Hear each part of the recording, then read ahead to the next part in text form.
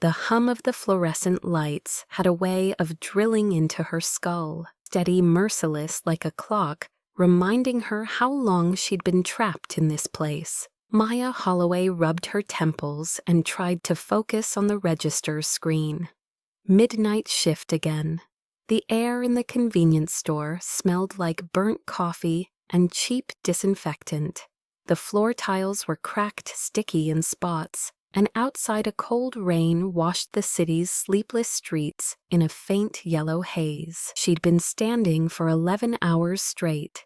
Her sneakers were soaked through. Every muscle in her back throbbed, and still she scanned another can, another bottle, another pack of cigarettes. For a man who didn't meet her eyes. He tossed $1 short on the counter. She covered it with her own. It wasn't worth arguing. It never was. She'd learned that peace, even small and temporary, cost something, usually herself. The store's neon sign flickered against the window, the blue light smearing across her reflection. She hardly recognized the woman, staring back 24 pale. From exhaustion, hair tied in a messy knot that used to shine like her mother's. Once people said her smile was kind. Now it looked like an apology that had run out of words. Her phone buzzed inside her pocket. A message from the landlord: "Your mother's rent is 2 days late." Another delay, and she's out. Maya's throat tightened. Her paycheck was already gone before she'd even seen it. Every cent funneled to the payday loan place, down the block, interest growing faster than she could breathe. And behind that debt, her father's shadow lingered. The man who'd traded their house for a night at the poker table. The man who vanished when the bills came due. Sometimes she still saw him in dreams, sitting at that table, promising he'd win it all back. He never did. The clock hit 1:45 a.m. The manager, a broad man named Vince, with a stained shirt and a temper to match, shouted from the back office, "Holloway, you double-counted the receipts again?" "No, sir," she called back, steady voice over shaking hands. "You think I'm blind." He marched out, red-faced, waving a slip of paper. "We're missing 83 cents. It's just change from 'you'll pay it,'" he snapped, slamming the register drawer. "Or I dock your shift." Maya blinked hard. 83 cents, less than a cup of coffee. But it meant walking home in the rain again because she couldn't afford the bus. "I'll cover it," she whispered. He smirked and walked away. The door chimed as the last customer left, leaving her alone in the hum and silence. The rain outside grew heavier, streaking the glass in long, uneven trails. She locked the front door, turned the sign to closed, and began mopping. The fluorescent light hummed louder now, or maybe her ears were ringing from hunger. Her stomach clenched around nothing. She hadn't eaten since morning. The cheap instant noodles waiting at home were for her mom. Around 2:30 a.m., her vision blurred. She leaned against the counter, trying to steady her breathing. The mop slipped from her hand, clattering on the tile. She gripped the edge of the counter, but her legs trembled. A sudden flash of white light swam across her eyes. Then everything went black for a second. When her sight cleared, she saw her own reflection again, warped by the glass door. She looked like a ghost. "I can't keep doing this," she thought. "I can't keep living just to pay someone else's debt." A car slowed outside its headlights, slicing through the rain. For a moment she thought it might be a police cruiser or a drunk customer returning. But the car stopped at the curb, and a man stepped out holding an umbrella. The glow from the streetlight caught the outline of his suit, dark and sleek, like he belonged to another world. He didn't rush. He simply stood there watching the store, then glanced down at his phone. Maya quickly wiped her eyes, pushed her hair back, and unlocked the door halfway. "We're closed," she said, voice hoarse. The man lifted his gaze. Even through the glass, his eyes were sharp gray, like wet steel. "I know," he said quietly. His voice carried calm authority. "You dropped this." He held up a worn wallet, hers. She blinked. It must have fallen when she reached for the mop. She hadn't even noticed. She opened the door wider. "Thank you," she murmured, embarrassed. "I'm sorry, You look faint," he interrupted, not unkindly. "You should sit. I'm fine." But her voice cracked. He waited a moment, then handed her the wallet and turned to leave.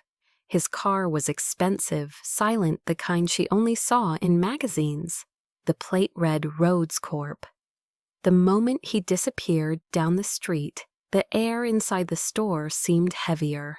She locked the door again, sank to the floor behind the counter, and pressed her forehead against her knees. She hated crying in public, even when no one was watching. When dawn came, pale light spilled through the blinds. Vince returned, chewing a donut. "You're late counting inventory," he said. "And you still owe me from yesterday." "Sir, I don't start," he barked. "You want the job or not?" "Yes." The word barely escaped her lips. By noon, she was fired anyway. Her pay docked for attitude. Her last check wouldn't even cover rent. She left the store with a single plastic bag, her uniform folded, inside her dignity, somewhere underneath. The street smelled of gasoline and wet paper. The rain had stopped, but the world still felt drenched. She walked until her shoes filled with water again. Every step echoed that same truth. She was broke, alone, and free in all the wrong ways. When she reached her apartment, the door was locked. A red eviction notice fluttered on the knob. Her mother's name scrawled in ink. Maya slid down the wall, clutching the wallet to her chest. Inside it was $27, her last tip money, and a faded photo of her mother smiling at a county fair. She traced the edge of the picture with her thumb. Her phone buzzed once more, a number she didn't know. A text, "Meet me tomorrow. 9 a.m. Rhodes Foundation. I can help." She stared at the message, heart thudding. Ethan Rhodes, the man from the night before. She should delete it. She should be wary. But something about the quiet authority in his tone, the lack of pity, made her hesitate. She looked around at the peeling paint, the flickering hallway light, the life she'd been clawing to survive. Then she whispered into the empty stairwell, "Maybe it's time someone helped me stand." The rain had finally stopped when Maya arrived at the glass tower that bore the name Rhodes Foundation. Morning sunlight reflected off its mirrored panels so bright she almost turned away. She stood at the entrance, clutching her worn purse, soaked sneakers, squeaking on the marble floor. Every inch of this place smelled of money and polish and order, everything her life had never been. She wanted to leave, but the receptionist had already looked up. "Miss Holloway," the woman asked, all poise and pressed blazer. "Mr. Rhodes is expecting you." Expecting her. The words felt unreal. Maya nodded and followed down a hall where her reflection shimmered on every surface. The elevator doors opened silently. She rode alone, watching the numbers climb, counting her heartbeat against the soft hum. By the time the elevator stopped at the top floor, her stomach had twisted itself into knots. The office was spacious floor-to-ceiling windows, overlooking the skyline. But the man standing by the window drew her attention more than the view. Ethan Rhodes turned as she entered, tall and composed in a charcoal suit. His presence both commanding and strangely calm. His expression didn't carry the arrogance she'd expected from a billionaire. It carried distance, like someone who'd learned to live behind glass. You came, he said. I almost didn't, she admitted. You shouldn't have gone home alone last night, he said. You nearly fainted. You shouldn't have been watching. She countered defensive before she could stop herself. His mouth twitched, not quite a smile. I wasn't. I came back to return your wallet, but I also saw your manager threaten you over pocket change. That's not employment. That's exploitation. It's called surviving. No, he said softly. It's called being trapped. The words hit like a mirror, shattering inside her. He moved to the desk, sliding a folder toward her. You owe $22,000 in debt, he said matter-of-factly.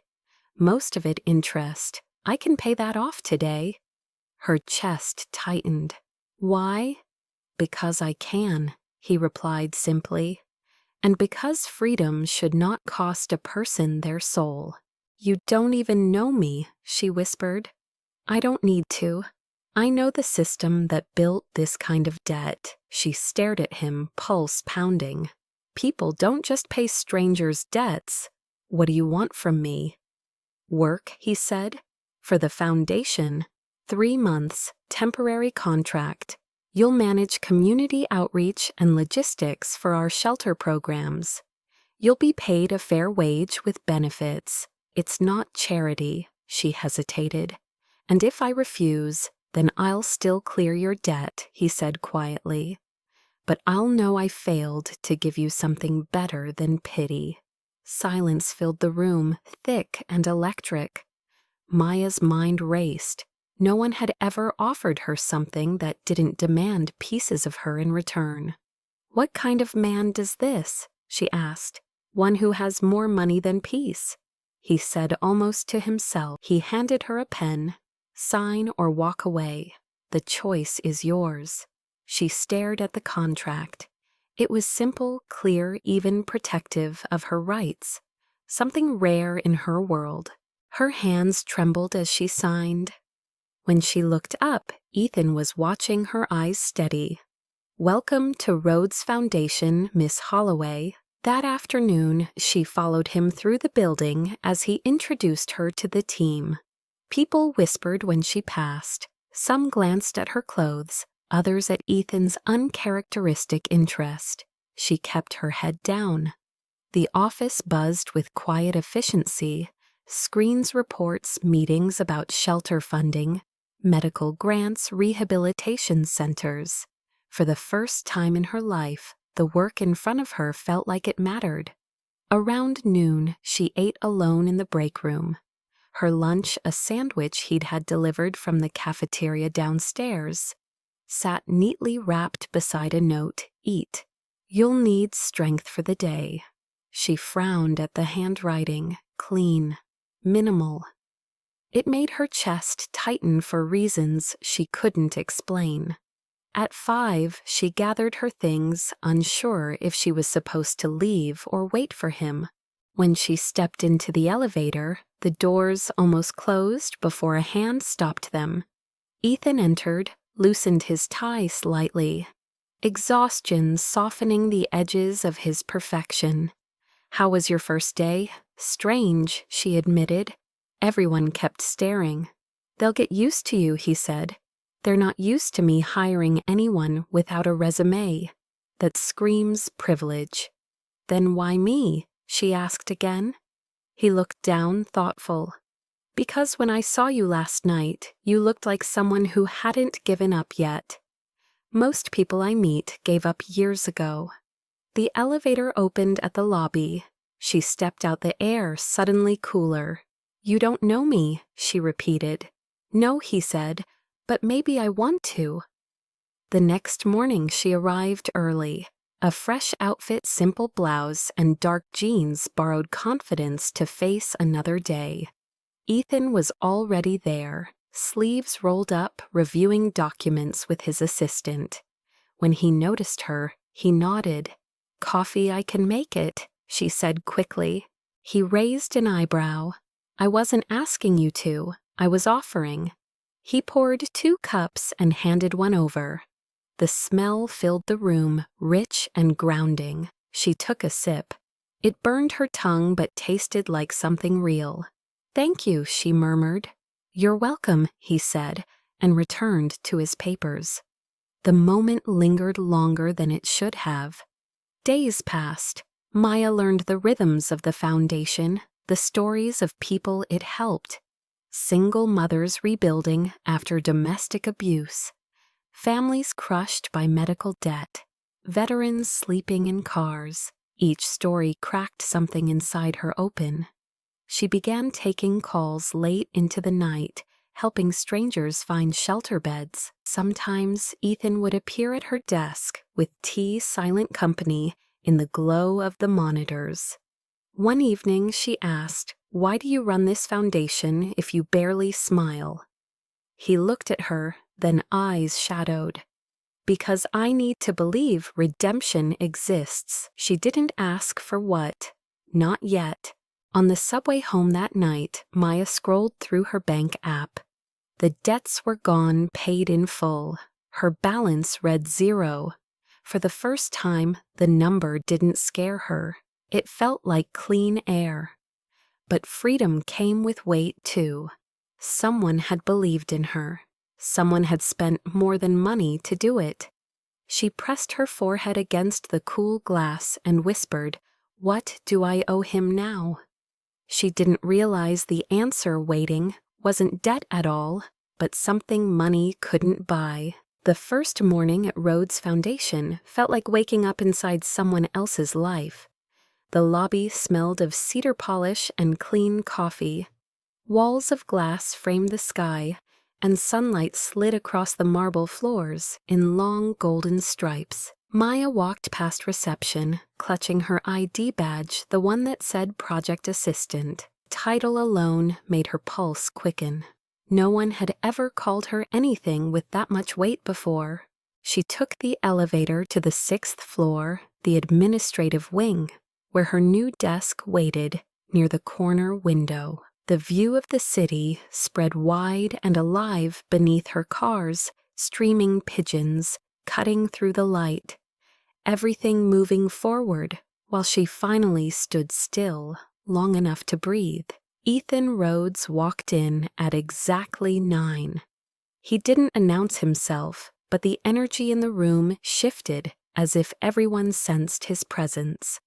His assistant Rachel straightened her files, and the others murmured polite greetings.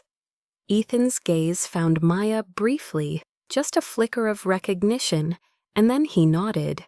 "Morning, everyone. Let's get to work." His voice carried quiet authority, unforced and measured. Maya admired that restraint. It made him unpredictable. The day was full of tasks she'd never done before. Reviewing intake forms from shelters, sorting donation ledgers, typing letters to corporate sponsors. Rachel showed her how to access internal databases, explaining that every case represented a life people freed from debt eviction or abuse through the Foundation's outreach programs. It was overwhelming, but in a way that felt important. By noon, her nerves had settled into focus. When she returned from lunch, she found a paper bag on her desk with a note attached, "Eat properly. You'll need energy to make a difference." No signature, but she knew the handwriting. She smiled in spite of herself and unwrapped a sandwich still warm from the cafe downstairs.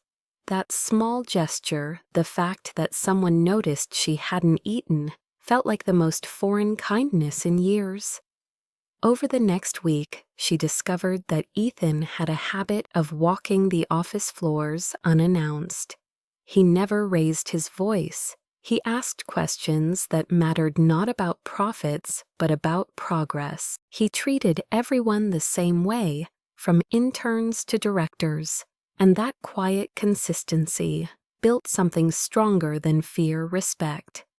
Yet he remained distant, guarded, as if part of him had never left the glass tower above.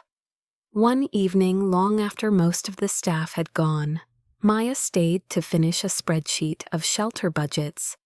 She didn't hear him approach until his reflection appeared in the window beside her. "You should head home," he said softly. She turned. "Almost done. You don't have to prove anything here." "Maybe I do," she said. He tilted his head. To me, he nodded slowly, as though he understood more than he was willing to say. Then he placed a cup of tea beside her keyboard. "At least drink this." Steam curled upward, carrying the scent of mint. She watched him walk away and wondered when the last time had been that someone looked at her without trying to take something. By the end of the second week, whispers had started. People noticed how often Ethan stopped by her desk, how his tone softened around her. She overheard 2 coworkers in the elevator. The new girls got the boss wrapped around her finger. "Please, he doesn't even look at anyone that way." Maya's cheeks burned. She learned to keep her head down to let the noise pass. Ethan never addressed it, and that silence, his refusal to feed the rumor, became its own shield. One Friday afternoon, he called her into his office. Sunlight flooded the room, throwing the city into a soft blur behind him. "How are you adjusting?" he asked. "Better," she said. "Still afraid I'll mess up." "Good," he said. "Fear keeps us honest." He handed her a folder. "Next week, I want you to visit the Haven shelter downtown. You'll oversee distribution for our new housing grant." "Me?" she asked. "You'll do fine." People trust authenticity more than authority. "Why me?" He looked at her steady and unflinching. "Because you know what survival looks like from the inside." That night she took the subway home with the folder clutched against her chest. For the first time she felt more than gratitude. She felt purpose. The following Monday, she visited Haven Shelter with 2 volunteers. The building sat in a quiet part of town, peeling paint and broken lights, but full of voices and laughter. Children played tag between the cots while mothers folded donated clothes. Maya introduced herself, nervous at first, but soon the work pulled her in checking supplies, listening to stories, laughing with the staff. When she handed a mother a set of clean sheets, the woman's eyes filled. "You must be one of Rhodes's people," she said. "Tell him thank you. He saved my boy." Maya smiled. "I'll tell him." But later, when she repeated the words to Ethan, he only said they saved themselves. "We just cleared the path." His humility disarmed her. Over the next month, she grew into the rhythm of her new life. The office became familiar. The smell of coffee in the mornings, the low hum of printers, the soft buzz of Ethan's phone during meetings. Some evenings they worked side by side, without speaking, the silence between them comfortable. He never asked about her past, and she never asked about his. Yet sometimes when the city lights flickered across his face, she caught glimpses of something restless behind his calm.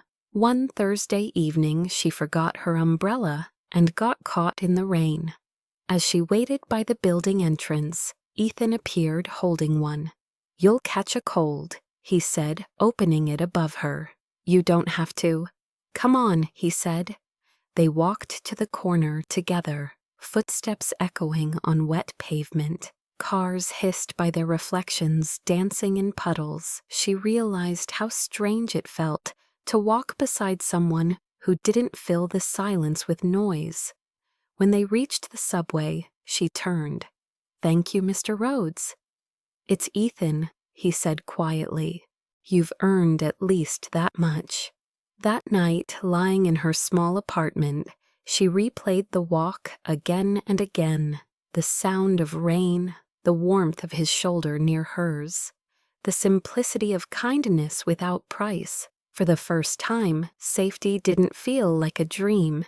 It felt like the start of something real. It was almost midnight when Maya saw the light still on in Ethan's office.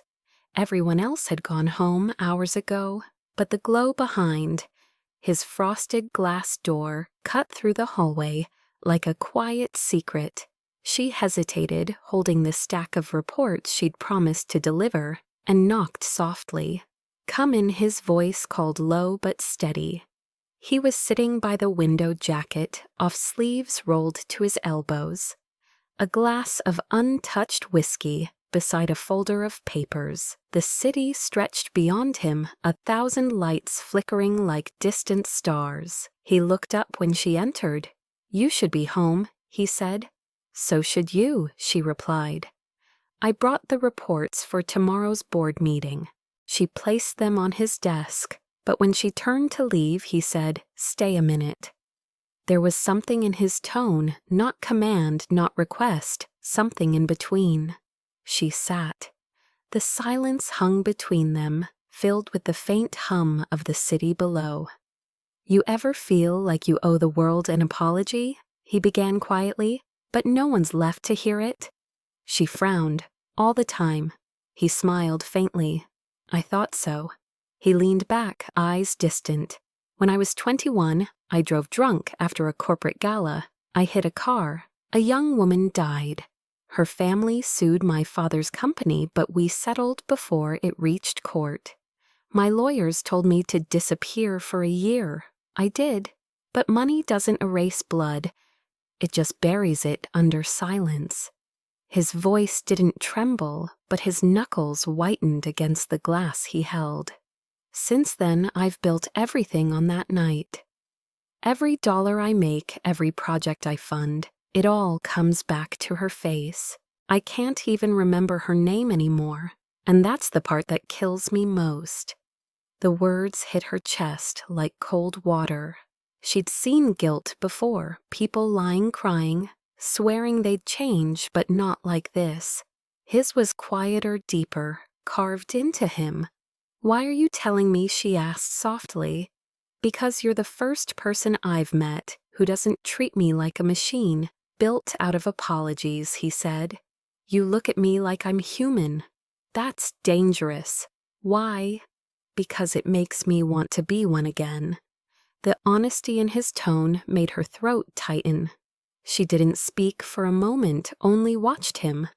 Stare out at the skyline, that endless sea of light and regret. Finally, she said, "You can't undo what's done, Ethan. You can't buy forgiveness with money. I know, but you can heal by being real. You can start there." He turned to her eyes, dark with something raw and unguarded. "You really believe that I have to?" she whispered. "Otherwise, I'm just surviving." For a long while, neither moved. The air in the room shifted softer somehow. She noticed the faint scar near his wrist, the exhaustion beneath his calm exterior. He wasn't untouchable. He was unraveling quietly, and maybe that was why she trusted him. "Do you still see her?" she asked. "In dreams sometimes," he said. "She always walks away." "Maybe it's time you stopped following her," Maya said. "Maybe it's time you let yourself stay." He let out a quiet breath, as if he'd been holding it for years.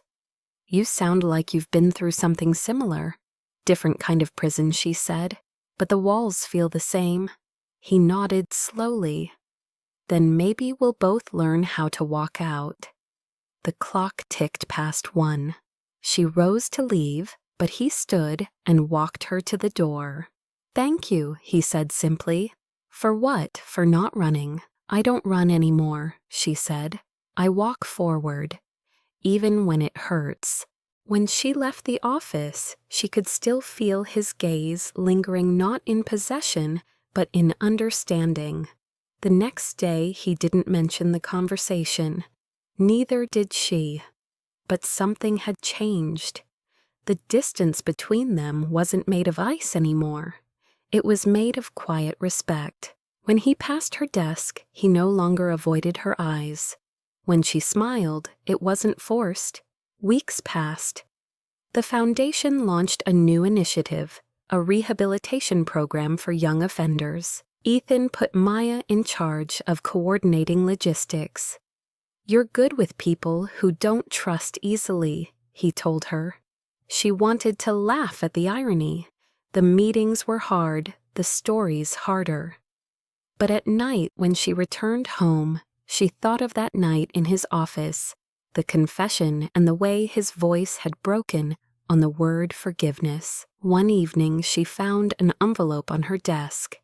Inside was a small note. "You were right. Healing starts by being real. Thank you for reminding me. No signature, no flourish. Just honesty." She folded it carefully and kept it in her wallet next to the photo of her mother.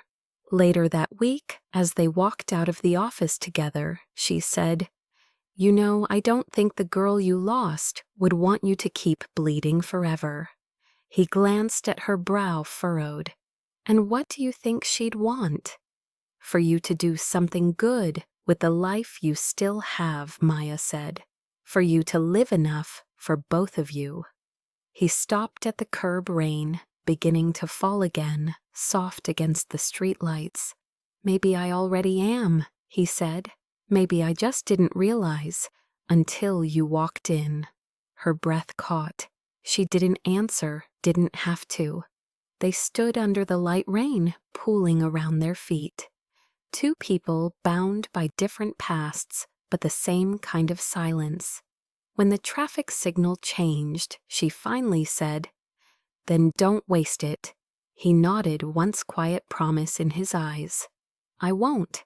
That night, back in her apartment, she replayed his words, and the way his voice had cracked ever so slightly when he said "you." For the first time, she understood that guilt wasn't just punishment. It was proof that a soul was still alive underneath the armor. She looked out the window at the city lights whispered into the dark. Maybe we both get to start over. The morning the headlines broke, the world tilted. Maya's phone exploded with messages before she'd even reached the office. Her name was trending paired with Ethan's in bold capital letters. Across gossip sites and business blogs, Billionaire CEO and secret mistress inside Rhodes Foundation scandal. She stared at the screen on the subway, heart hammering, as strangers around her whispered over their feeds. The article showed a photo of her and Ethan outside Haven's shelter. Rain still on their clothes, his hand on her back, as he shielded her from the storm. The caption twisted the moment into something it wasn't. By the time she arrived at work, the whispers had become a roar. Eyes followed her as she walked down the corridor. Some were curious, others gleeful, and a few pitying. Rachel pulled her aside. "You should go home," she said quietly. "They're calling an emergency meeting upstairs. It's ugly." Maya tried to steady her breath. "What did they say?" "They think you're sleeping with him, that you used him to clear your debts." The words landed like glass in her stomach. "That's not true." "I know," Rachel said, "but truth doesn't sell." When she reached her desk, Ethan was already there. He looked tired, eyes shadowed, phone pressed to his ear. "No comment," he said firmly. "We'll handle this internally." When he hung up, he looked at her. "Are you okay?" "No," she said. "Are you?" He gave a grim smile. "No." For a long moment, they stood in the wreckage of a reputation neither had meant to build. "They're saying you bought me," she whispered. "They've been saying that about me all my life," he said quietly. "That I buy people loyalty, silence, but I thought this time would be different." "Then fix it," she snapped. "Tell them the truth. I will." "No," she said, voice breaking. "Don't speak for me. I'll speak for myself." That afternoon, she was summoned to HR. The director's tone was professional, distant. "Until this matter is resolved, Miss Holloway, we think it's best if you take unpaid leave. You think I'm a liability. I think the media circus will devour you if you stay here," the woman replied. "Consider this protection." Maya left the building under a cloud of flashing cameras. Reporters shouted questions. How long have you been involved with Mr. Rhodes? Did he pay you off? Are you his charity project or his girlfriend? The microphones shoved into her face felt like knives. She pushed through the crowd, tears burning her eyes. She didn't go home. There was no home anymore. Her landlord had seen the news and taped another eviction notice to her door. That night she sat at a bus stop on the edge of the city, her duffel bag beside her, the cold air slicing through her thin jacket. Her phone buzzed again, Ethan calling. She let it ring until it stopped. He called again. Finally she answered. "Maya," he said, his voice hoarse, "please tell me where you are." "Why? Because I can fix this." "You can't fix what people believe," she said. "Money won't buy the truth back." "Then what will?" he asked. "Trust," she whispered. "And you can't just throw that at me like another check." She hung up. The silence afterward was louder than traffic. 2 days later, his face filled every news screen. Ethan stood behind a podium at Rhodes Tower, cameras flashing like lightning. "The rumors involving Miss Holloway are false," he said clearly. "She was an employee of my foundation, not my mistress. Any claims to the contrary are defamatory and will be prosecuted." The reporters shouted questions, but he held his ground, voice unwavering. "I cleared her debts because she was being exploited by predatory lenders. I'd do it again for anyone in her situation. That's what the foundation stands for." When the broadcast ended, Maya turned off her phone and cried. Not because the storm had passed, because it hadn't, but because he'd stood up for her anyway. Days turned to weeks. She found temporary work at a community kitchen, earning barely enough to survive. The scandal faded from headlines, but lingered like smoke. Some nights she saw his name on TV, some gala or charity dinner, and she'd feel that familiar ache of distance. He'd try to reach her emails, letters, even a check she never cashed. She couldn't bear the thought of seeing him again. She didn't want to be saved. She wanted to be believed. One rainy evening, while serving soup to a line of homeless families, she heard a familiar voice behind her. "You still work harder than anyone I know," Ethan said quietly. She froze, ladle trembling in her hand. "What are you doing here, volunteering?" he said. "They needed help. You don't belong here." "Neither do you," he said softly. "But here we are." She turned to face him. He was drenched, hair plastered to his forehead. Sleeves rolled up, no suit, no cameras, just a man who looked exhausted and human. "You shouldn't have come," she said. "You think I care what they say anymore?" "You should. You have everything to lose." "I already lost the only thing that mattered." The words caught her off guard. She looked away. "You don't even know what matters to me." "Then tell me," he said. "Let me listen this time." But she couldn't. The fear was still there, raw and loud. She handed him the ladle. "If you really want to help," she said, "serve them." He did. For the next hour he stood beside her, pouring soup into cups, thanking each person like it was an honor. No cameras, no speeches, just work. When the last person left, Maya turned to him. "You still think you can fix everything?" "No," he said, "but I can try to make less of a mess." She laughed quietly, the sound half bitter, half fond. "Maybe that's all any of us can do." He looked at her, then something unspoken flickering between them. Understanding, respect, something almost like forgiveness. When she finally walked home that night, she realized the storm hadn't destroyed her life. It had revealed who would stand in the rain beside her. The weeks after the scandal felt like walking through smoke. Everything looked the same, but nothing smelled clean anymore. Maya found a small apartment above a laundromat in the quieter part of the city, the kind of place where no one asked questions and rent was paid in cash. The windows rattled when the trains passed, and the air always carried the faint scent of detergent. It wasn't home, but it was a place to breathe. She spent her days working at the community kitchen, her nights volunteering at shelters. It was a way to stay moving, to make sure her mind didn't fill with what-ifs.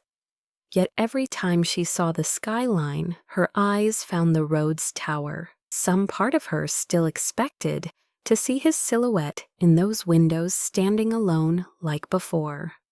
Ethan Rhodes had gone quiet. He withdrew from the press-canceled appearances and avoided interviews. The foundation continued to run, but whispers said he'd lost interest in the boardroom, that he spent long hours away from his office. The truth was simpler. He had started visiting the very shelters his money funded, showing up unannounced, sleeves rolled up, doing the kind of work no one expected from him. At first, the staff didn't recognize him, or maybe they pretended not to. He mopped floors, sorted boxes of donations, cleaned graffiti from the walls. Some nights he joined the volunteers, distributing meals beneath freeway bridges. He never mentioned his name. He just worked until his hands blistered. It felt good in a way he didn't understand. One evening, as the sun dipped low, he walked past the Haven shelter and saw her. Maya was kneeling beside a little boy, tying his shoelace while listening to him chatter about superheroes. Her hair was loose, her jacket faded, but the light in her face hadn't dimmed. Ethan stood across the street for a long time, unnoticed the ache in his chest, both heavy and strange. He wanted to speak, to apologize again, but what could he say that hadn't already been drowned by noise? He turned away before she could see him, telling himself that maybe distance was the only kindness left. Days turned into months. The tabloids forgot. The world moved on, but neither of them really did. Maya worked 2 jobs now, one paid, one not, her body running on caffeine and resolve. Sometimes, after long shifts, she'd scroll through her phone and see a news snippet about him. Rhodes donates to wildfire relief. Rhodes Foundation launches education grant, and she'd feel pride tangled with grief. He was rebuilding, but without her. One cold evening in December, while closing the kitchen, she found an envelope on the counter. No name, just her initials, written in sharp ink. Inside was a check made out to the shelter and a small note. For the people who still believe kindness matters. She stared at it, heart-pounding, torn between anger and gratitude. He hadn't sent it to buy her silence. He'd sent it because he still saw her. That night she couldn't sleep. The hum of the laundromat below filled the silence. She sat by the window, watching snow drift across the streetlights, wondering what forgiveness looked like when no one asked for it. Maybe it wasn't about words. Maybe it was about letting go of what couldn't be fixed. Across the city, Ethan sat alone in his penthouse, the one that used to feel like victory. Now it just felt hollow. He'd spent months trying to live differently, but without her presence, everything echoed. He poured himself a drink, then set it aside untouched. He thought about the first day she'd walked into his office. Shoes-soaked chin, lifted like defiance could keep her standing. He missed that version of her, the one who looked him in the eye without fear. He realized he'd fallen for her, not because she needed saving, but because she reminded him what being alive felt like. He reached for his phone a dozen times but didn't call. Words had become currency he no longer trusted. So he did what she'd taught him. He worked. He visited the shelters, the hospitals, the places where no one knew his name, trying to live enough for both of them. In March, fate decided to play its quiet trick. Maya was helping a group of volunteers unload supplies from a delivery truck when she saw him again. He was across the parking lot, helping an elderly man carry a box of canned goods hair tousled by the wind. No suit, no entourage, just a dark coat and the same quiet gravity. Her heart clenched. For a second, she considered walking away, but something held her still. He looked up, then eyes finding hers like he'd been searching all along. Neither moved. The sound of traffic faded, leaving only the breath between them. He approached slowly, cautious, as though afraid she'd vanish. "You're here," he said. "So are you," she replied. "I volunteer on Fridays," he said. "I know," she answered. "You've been doing it for months." He looked surprised. "You knew you're not as invisible as you think." The corner of his mouth lifted. "I wasn't hiding. Maybe not from the world," she said, "but you've been hiding from yourself." He laughed quietly, shaking his head. "You always did see too much." They ended up working side by side, passing out boxes, sharing small talk about the weather, the city, the people they'd met. The tension between them wasn't sharp anymore. It was gentle like a wound that had finally started to heal. When they finished, he offered to walk her home. She hesitated, then nodded. The streets were quiet, snow turning to mist under the streetlights. "I read your interview last week," she said softly. "About rebuilding purpose." I meant every word he said. It sounded like you. "And you," he asked, "are you okay?" "I'm getting there," she said, "one paycheck, one heartbeat at a time. You deserve more than survival." "So do you," she replied. They walked in silence after that, the kind that didn't need filling. When they reached her building, she stopped at the steps. "Thank you for the donation," she said. "It helped. It wasn't charity," he said. "It was gratitude." "For what?" "For teaching me that peace isn't a gift. It's work." She smiled faintly. "You're learning." Slowly, he admitted. "But I have a good teacher." She studied him, seeing the exhaustion, the sincerity, the traces of the man he'd become. "Good night, Ethan," she said. "Good night, Maya," he replied. And for the first time, neither of them turned away. The night the fire started, Maya was still at the shelter finishing inventory. It was late, and the city outside was quiet under a curtain of rain. The volunteers had gone home, but she stayed behind to check supplies. She smelled smoke before she saw it.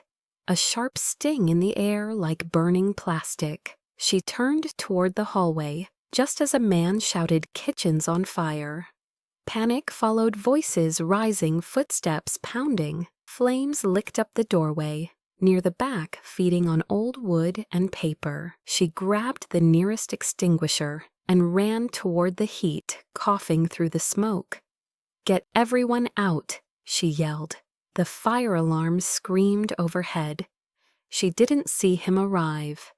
Ethan had been across town when he heard the call on the radio. The Haven shelter, her shelter.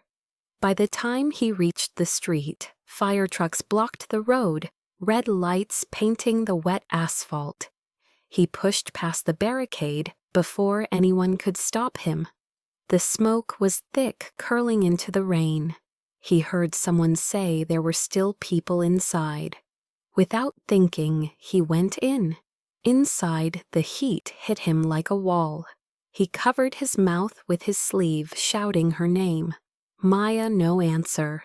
He moved through the corridor, ducking under beams, following the sound of coughing. Then he saw her half bent over, pulling a small child from beneath a table. She looked up, eyes wide, face streaked with soot. "What are you doing here?" she shouted. "Saving you," he yelled back. "I don't need saving," she coughed. "You do now," he said. grabbing the extinguisher from her shaking hand and spraying the flames blocking their path. She lifted the child into her arms and followed him through the smoke. They stumbled into the open air as firefighters rushed past. She collapsed to her knees, clutching the child. Ethan dropped beside her, coughing, hard eyes watering. "Are you hurt?" he asked. "No," she said between breaths. "You." He shook his head, though blood trickled down his temple from a falling beam. "You idiot." She whispered, tears cutting clean tracks through the soot. "You could have died." "So could you," he said. "Guess we're even." Reporters swarmed the next morning. The image of them emerging from the flames, her clutching the child, his hand steady on her shoulder, spread across every major outlet. The same media that had once torn her apart now called her a hero. But the attention didn't feel like redemption. It felt invasive. At the hospital, nurses bandaged Ethan's arm while she sat nearby silent. "You should be resting," he told her. "I can't," she said. "The shelter's half gone. Those families have nowhere to sleep tonight." "We'll rebuild," he promised. "I'll handle it." "No," she said firmly. "We'll handle it together." Later that afternoon, when the press cornered them outside, Maya finally faced the cameras. The reporters clamored for quotes. "Miss Holloway, do you regret working for Mr. Rhodes after the scandal? Did he pay you to take the blame? Are you still seeing him?" She lifted her chin, voice steady, though her hands trembled. "He didn't buy my silence," she said. "He bought me a chance to speak again." The crowd quieted. She continued, "I owe no one for my freedom. Mr. Rhodes used his power to give others a voice. That's what this foundation was built for, and that's why I stayed. Not because I was told to, but because I chose to." Cameras flashed like thunder, but her gaze never wavered. Ethan stood a few steps behind her watching. Pride swelled in his chest, raw, aching, real. She didn't need him to defend her anymore. She was doing it herself. That night, her words went viral. People shared the clip across social media, calling her speech the voice of integrity. Donations to the foundation tripled. Volunteers flooded in. For the first time, the world saw her not as a victim, but as a force. And for Ethan, that realization was both joy and humility. She didn't need him to be her savior. She needed him to be her equal. Over the next few days, as the smoke cleared and rebuilding began, he joined her at the site, lifting debris, sweeping ash, speaking to families. There were no photographers now, no speeches, just the two of them working shoulder to shoulder. One afternoon, while sorting through ruined supplies, she found a small wooden carving in the ashes, a bird with wings half burned. "You made this," she said quietly. He nodded. "It was on my desk. Guess it wanted to fly." She traced the charred edge with her thumb. "We can fix it. It's ruined. So are most things worth saving," she said. He watched her a long moment, then smiled faintly. "You really believe that, don't you?" "I have too," she said. "Otherwise, what's the point of all this?" The next week, she organized a press conference to announce the rebuilding project. Ethan tried to stay out of the spotlight, but she pulled him on stage. "This man," she said, turning toward him, "reminded me that redemption isn't about money. It's about choosing to do right when no one's watching." The crowd applauded, flashes blinding. Ethan looked at her, voice low. "You didn't have to say that. I know," she said, "but it's true." That night, back at the temporary shelter, he found her sitting on the steps, blanket around her shoulders, staring at the city. He sat beside her. "You saved a lot of lives," he said. "You too. I just followed you. You ran into a fire. So did you."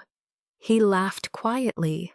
"We're a pair of fools," maybe she said, "but fools who care." For a long time they sat without speaking, the night air cool and clean, the scent of rain lingering. She turned to him, finally, her eyes reflecting the street light. "You can stop apologizing for your past," she said softly. "You've already paid enough. I don't think I'll ever stop trying to make it right," he said. "Then at least stop doing it alone." He looked at her, understanding the depth beneath her words. She wasn't just talking about the foundation. She was offering him something far more fragile, a second chance. He reached for her hand, tentative, uncertain. She didn't pull away. The next morning, headlines called it "the fire that changed everything."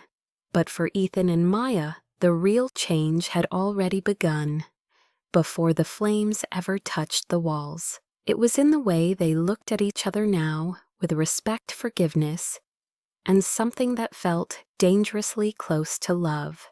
The morning after the press called her the girl who rose from fire, Maya didn't feel like a hero. She felt like someone learning how to breathe again. The shelter was gone. The city still smelled of smoke, and exhaustion clung to her bones, but beneath it all, there was something new, a quiet steadiness that hadn't existed before. Ethan arrived early that day, sleeves rolled up, helping the crew unload new supplies. There was no suit, no chauffeur, just him in a flannel shirt and work gloves, his presence grounding the chaos. When he saw her, he gave a small nod. "We've got a lot to rebuild," he said. "Then let's start?" They worked side by side for hours, not speaking much, but the silence wasn't awkward. It was full of purpose. At sunset, when the others left, Maya found him sitting on the steps, staring at the horizon. She handed him a bottle of water and sat beside him. "You could go back to your company," she said. "You don't have to be here every day." "I resigned," he said simply. She blinked. "What Rhodes Corporation has a new CEO? I'm done chasing numbers. I'd rather build something that actually lives. You gave up billions." "Maybe I finally bought my freedom." She stared at him, half stunned, half in awe. "You're serious? Completely?" He turned to face her. "You once said I bought your freedom. Let me give you something now, something money can't buy." "What's that piece?" Over the next weeks, they started a new project together, one they called Second Chance. It wasn't just a shelter, it was a program for victims of financial abuse and predatory debt, the kind Maya had once endured. Ethan used his resources to fund it quietly, but he insisted on working there like any volunteer. He painted walls, fixed plumbing, and served meals. Maya managed operations, designed workshops to teach budgeting and self-advocacy. The place came alive with color and laughter. Every evening they'd sit on the roof under strings of warm lights, watching people below rediscover what safety felt like. Sometimes they'd talk about the future, sometimes not at all. One afternoon, Ethan found her teaching a group of women how to open savings accounts. He stood at the doorway listening as she spoke with calm authority. "You deserve to own your life," she told them. "No one who truly loves you will ever make you choose between love and freedom." When the session ended, he waited for her outside. "You sound like someone who's been doing this for years," he said. She smiled. "Maybe I was just waiting for the right reason. And this is it. This is home," she said simply. That night they cooked dinner for the residents, pasta from donated ingredients and garlic bread that burned slightly on the edges. They laughed through the smoke, the kind of laughter that healed more than words. When the lights flickered, Maya lit candles on the table. Their shadows danced across the wall, and for a moment it felt like they were the only two people in the world. "You know," Ethan said softly, "I used to think peace meant silence. Now I think it means being somewhere you don't have to pretend." "You've learned fast," she said. "Good teacher."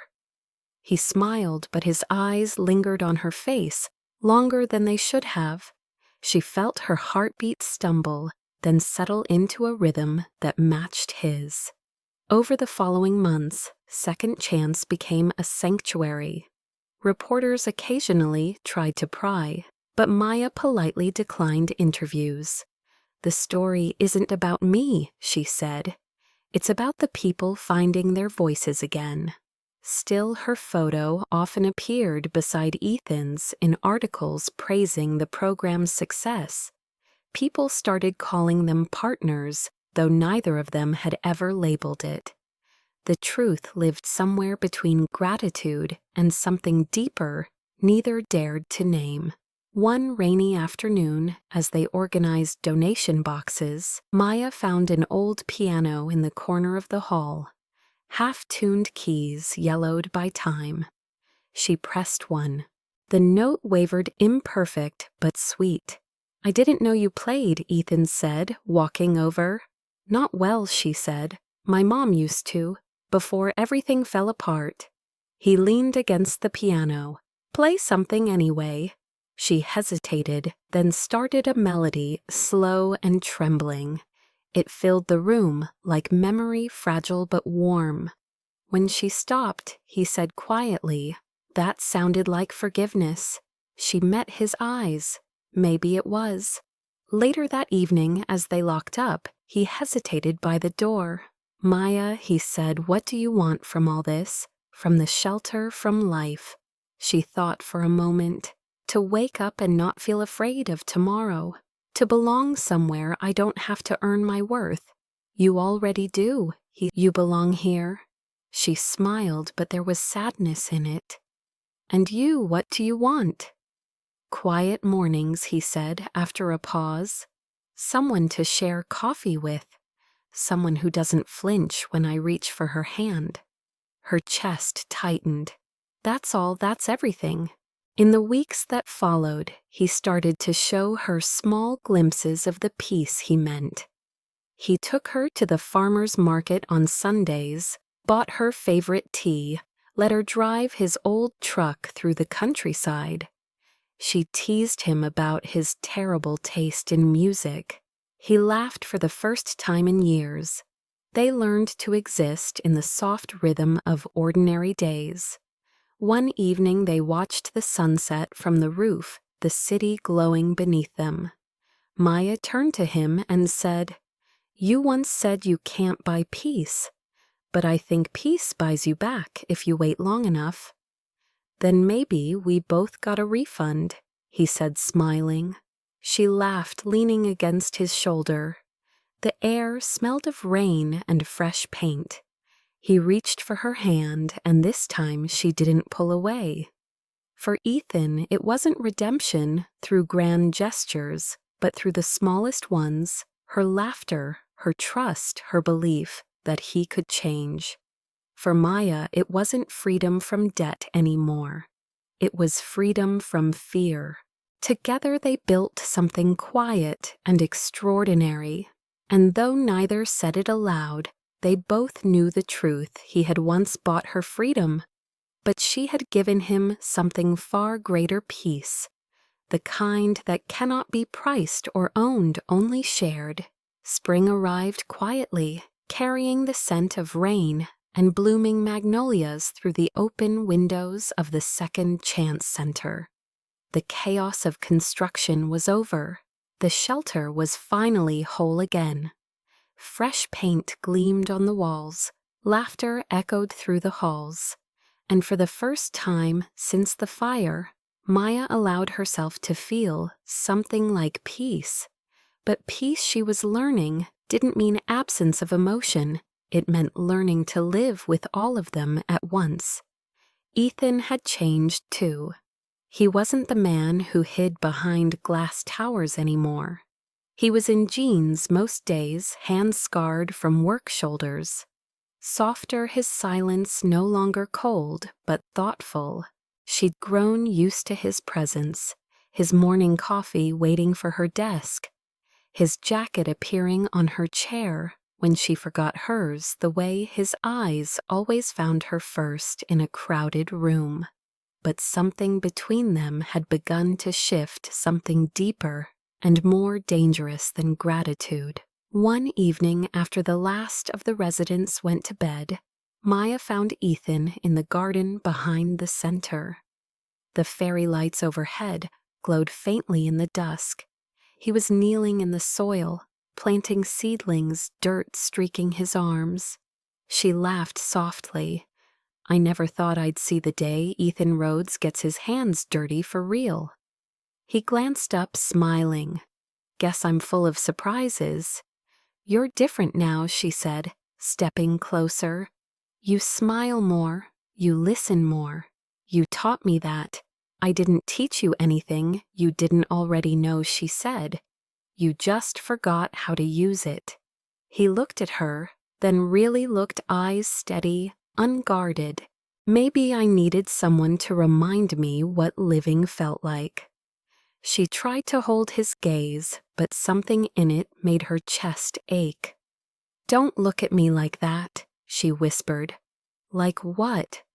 Like you're seeing something you're afraid to lose. He wiped his hands and stood closing the space between them. Maybe I am. For a moment neither spoke. The air around them was thick with everything they hadn't said. Then she broke the silence. We can't, she said. This whatever it is, it's complicated. It doesn't have to be. You don't understand. I built everything here to stand on my own. If I fall for you, people will say, it was always because of what you did for me. That I owe you. His voice softened. You don't owe me anything, Maya. You never did. You gave me something I didn't think I deserved. What's that a chance to be good again? She turned away, blinking back tears. You always say things like that, she whispered. Things that make it impossible to hate you. Then, don't, he said simply. Don't fight what's already true. She shook her head, laughing through the ache. You think life is that simple. No, he said, stepping closer. But love might be. Thunder rumbled in the distance, a storm rolling in fast from the bay. The first drops began to fall soft and hesitant. He reached for her hand, and this time she didn't stop him. His palm was warm, rough against hers. When the fire happened, he said quietly, I thought I'd lose you, and it made me realize something. What I didn't fall in love with the girl I rescued. I fell for the woman who rescued me back. Her breath caught. For a second, the world went silent except for the rain, beginning to fall harder, soaking into the soil around their feet. You can't mean that, she whispered. I do, he said. Every word. Ethan, people. People will always talk. Let them. The truth is simpler than their noise. I love you, Maya Holloway. And if that ruins me again, then so be it. She stared at him, rain running down her face, like tears she no longer tried to hide. You don't know what you're saying. I've never been more certain of anything. I'm not who you think I am, she said. I'm not perfect. I'm not some symbol of redemption. Good, he said, voice low. Because I'm not looking for perfect, I'm looking for real. Something inside her broke, then not in pain, but in release. All the walls she'd built, all the fear, all the guilt they gave, way under the weight of his honesty. She stepped forward until the distance between them vanished. You're infuriating, she said softly. So are you, he replied. And then she kissed him. It wasn't dramatic or rehearsed. It was rain-soaked trembling, full of everything they'd carried for too long. His hand found her waist, hers tangled in his hair, the world blurring around them. When they finally pulled apart, Breathless, she whispered, "What now?" He smiled faintly. "Now we live. And we keep doing what we were meant to do." She laughed through her tears, which is help people remember. They deserve second chances, even us, especially us. The rain turned heavier, drumming against the roof of the center, soaking them to the skin. But neither cared. They stood there, two survivors of their own separate fires, now building something together in the open air. Somewhere lightning cracked across the horizon, but the sound only made their laughter louder. By morning, the entire city had seen the photo a volunteer had captured the moment they kissed in the rain. It spread across the internet, a symbol of something purer than scandal. Two souls who rebuilt each other, one caption read. Donations poured in again, but for once, neither cared about the headlines. They didn't need the world's approval. They had already found what mattered. Later that week, as the sun set over the garden, Ethan found her playing the same worn piano inside the hall. The melody was soft, full of memory. He leaned against the doorframe, watching her fingers glide over the keys. "You're beautiful when you're not trying to be strong," he said quietly. She looked up, smiling through misty eyes. "You're dangerous when you mean what you say." "Then I guess we're both in trouble." "We already were," she said, laughing. He crossed the room, rested his hands on the piano beside hers. "You still afraid of tomorrow sometimes? Then I'll face it with you." Ethan. No promises, no headlines, no pretending. Just us. Just real. She hesitated, then reached up, touching his cheek. "You make it sound easy." "It's not," he said, "but you make it worth trying." Outside, the first stars appeared faint and steady. She closed the piano lid, leaned her forehead against his chest, and whispered, "You once said you bought my freedom. But what I didn't tell you is that you taught me to use it." He wrapped his arms around her, holding her, as if anchoring himself to something human again. "And you," he murmured, "gave me peace. The one thing money could never buy." They stood there long after. The lights dimmed, the sound of rain returning against the windows, the piano's last note still echoing in the room. It wasn't an ending, not yet. It was something rarer, a beginning made from broken pieces that finally fit. 1 year later, the Second Chance Center had become something much bigger than either of them had imagined. The once burned-down shelter was now a thriving community hub, with glass windows that caught the morning light and walls painted in soft tones of green and cream. The laughter of children mixed with the hum of conversation, and every person who walked through its doors carried a story of survival. Maya walked the halls every morning with a mug of coffee in her hand, greeting volunteers by name. Her step steady, her smile unguarded. She was no longer the girl who'd counted pennies to save her mother's rent. She was the woman who helped others count possibilities instead of losses. And at the far end of the hall, always waiting with that quiet gaze of his, was Ethan. He'd changed too, not just in how he looked, though the roughness in his hands and the relaxed way he carried himself spoke volumes, but in the way he lived. He'd found joy in the smallest routines, brewing coffee, before sunrise teaching kids how to plant herbs in the garden, listening instead of leading. The man who once measured life in deals and digits now measured it in moments. And every morning before anyone else arrived, he'd write a single sentence in his worn leather notebook, a record of gratitude. Today's entry read, "She stayed." On the anniversary of the fire, they held a small event at the center. Survivors, donors, and volunteers gathered under string lights, their faces glowing with the warmth of something real.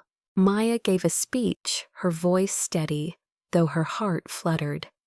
"A year ago, I thought freedom was just about leaving pain behind," she said. "But it's more than that. It's about choosing love without fear, about knowing your worth isn't tied to what you've lost. This place exists because of that belief." She glanced toward Ethan. "Because someone once reminded me that peace can't be bought, it has to be lived." The crowd applauded, but Ethan just smiled, hands tucked in his pockets, watching her like she was the only light in the room. After the event, they stayed behind while everyone else drifted home. The air outside was cool, heavy with the smell of rain on concrete. "You were incredible," he said, stepping closer. "You make it sound like I wasn't shaking inside."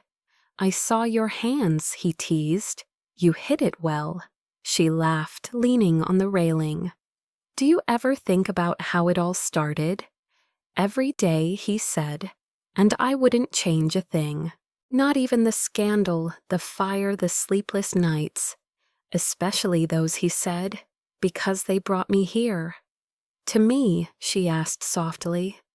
"To this," he said, gesturing around them, the center, the laughter echoing faintly through the halls, the faint light spilling through the windows. "And yes, to you." She turned to him, eyes glinting beneath the glow of the lamps. "Ethan," she said slowly, "you once asked me what I wanted most in life. And you said peace." "I did," she nodded. "And I think I found it." "How by giving it away?" He tilted his head. "To whom? To you. To them. To anyone who walks through those doors. I stopped trying to hold it and just started sharing it. That's when it stayed." He smiled, stepping closer. "You always managed to make philosophy sound like love."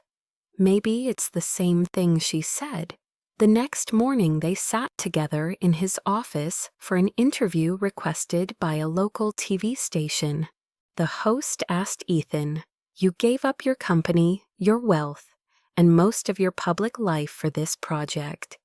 Do you ever miss the man you used to be?" Ethan paused, glancing at Maya beside him before answering. "I once thought success was what you could buy," he said. "Now I know it's who stays beside you when everything you own burns." The interviewer smiled, touched. "That's beautiful. It's true," he said simply. Maya reached under the table and squeezed his hand.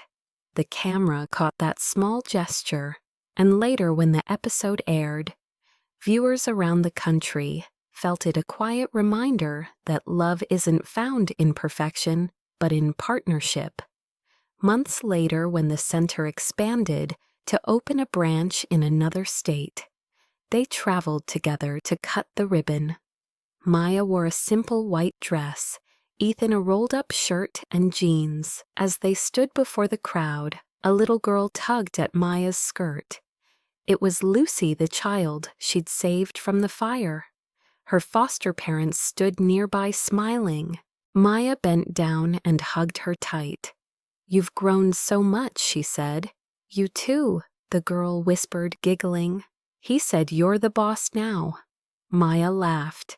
"We share the job," she said, glancing at Ethan. "We always share." That night, after the ceremony, they drove out to the countryside far from the city lights.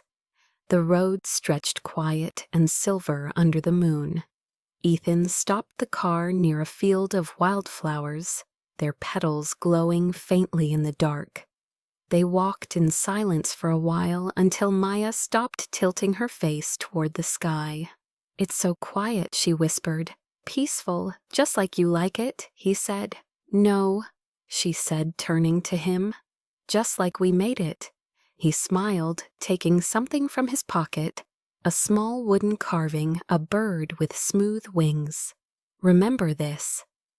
"The one from the ashes," she said, smiling. "You fixed it." "We fixed it," he corrected. "I kept it, to remind me that even burned things can fly again."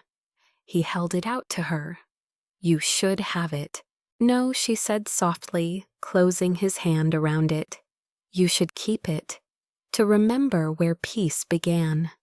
The wind moved gently through the grass. He looked at her, then his voice quiet but full of certainty. You know I never asked you properly. Asked me what to stay, to build the rest of this with me, not just the center but life, all of it.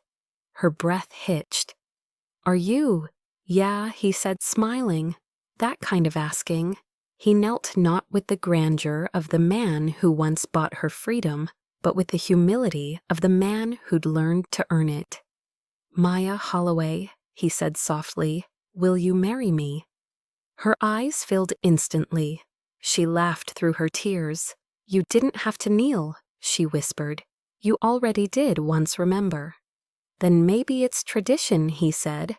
She cupped his face in her hands. Yes, she breathed. Not because you asked, because I choose to. He rose and she kissed him under the wide, quiet sky, the sound of the wind carrying their laughter into the night. A year later, the center's main hall displayed a small plaque near the entrance. It read, this place was built on a promise that freedom is the beginning, not the end. Dedicated to those who learned that peace, like love, cannot be bought, only shared. Beneath it were two signatures, Maya Holloway and Ethan Rhodes. Every morning, sunlight poured across that plaque, catching the carved wooden bird displayed beneath it. And sometimes when visitors asked where the story began, Maya would smile and say, in a convenience store under broken neon lights. But the truth, it began the day someone believed my freedom was worth buying and discovered love that money never could. If this story touched your heart tonight, don't scroll away just yet. Take a moment to breathe and remember why stories like this matter. The billionaire bought a poor girl's freedom. Later, she gave him something. Money Can't Buy isn't just about love, it's about what happens when two broken people stop running from themselves and start believing they deserve peace. Somewhere out there, someone like Maya is still working 2 jobs, still counting pennies, still wondering if kindness can ever change her world. And someone like Ethan is hiding behind success, still haunted by the past, not realizing that redemption doesn't come wrapped in wealth. It comes in forgiveness, in second chances, in choosing to love without asking what it costs. If you've ever felt like life buried you too deep to rise again, let this story remind you that you are not beyond healing. Sometimes the miracle isn't that someone saves you, it's that you meet someone who makes you want to save yourself. That's what Emma's Stories is about, finding the light in people who thought they'd never see dawn again. Every week we share stories about love that rebuilds forgiveness, that frees, and faith that survives the fire. If this one made you cry, smile, or believe a little more in good men and strong women, hit subscribe and stay with us. Tell us in the comments where you're watching from tonight, because this community, this family is built on people like you who still believe in love that doesn't have a price tag. Maybe you're sitting in your kitchen, maybe on a late shift, maybe driving home alone under city lights. Wherever you are, you deserve to hear this. You are not forgotten, you are not unworthy, and your story is still being written. And who knows, the next one we tell might be yours. Till then, share this story with someone who needs hope tonight. Let them know that peace is possible even after the fire, and that sometimes the thing money can't buy is the one thing that saves us all love. So don't leave yet. Stay subscribed and come back tomorrow for another story that might just remind you why hearts are meant to heal. This is Emma's Stories, where love always finds its way home.